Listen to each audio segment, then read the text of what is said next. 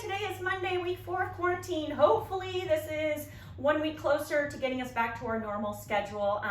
But in lieu of that, I've got a great WOD for you guys today. So let's go ahead and talk about it. Today we are going to be doing 4 rounds of 4 time of 20 single arm push press with either a dumbbell or a kettlebell. 20 single arm push press with either a dumbbell or a kettlebell, again, but on the left. So the first one you'll do on the right, second set is going to be on the left. Then you're going to do 20 alternating dumbbell snatch.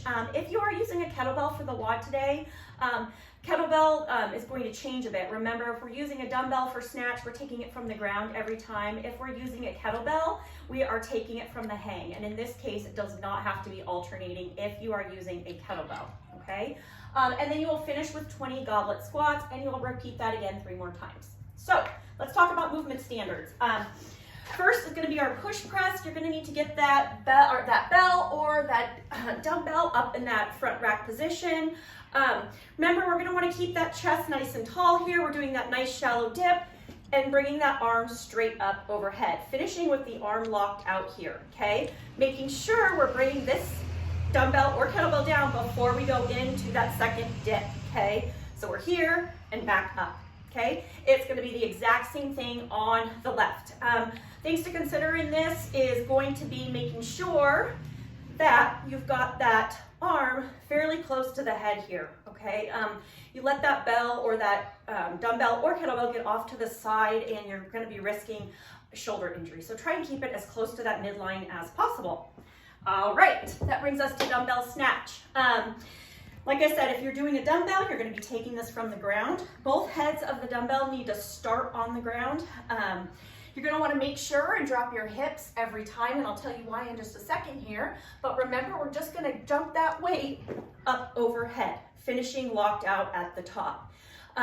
When you're alternating, you are welcome to switch hands before it hits the ground, but it needs to be done so below the head, okay? So I could switch hands here, and then I could bring it back up, okay? Or you're welcome to just switch on the ground, okay? I don't have a kettlebell on me right now. However, I will demonstrate what this would look like if you had a kettlebell. You're going to be starting in that hang position, so you'll have the weight off the ground. From here, you're just gonna pop it up overhead with the kettlebell. Remember, you gotta be real quick on that punch through, and you can't see it here just because I've got the dumbbell. Otherwise, remember, that bell is going to hit you on the back of the wrist, and if you recall, that can get quite painful. So really work on that nice, quick, effective punch through. All right, last, let's talk about goblet squats.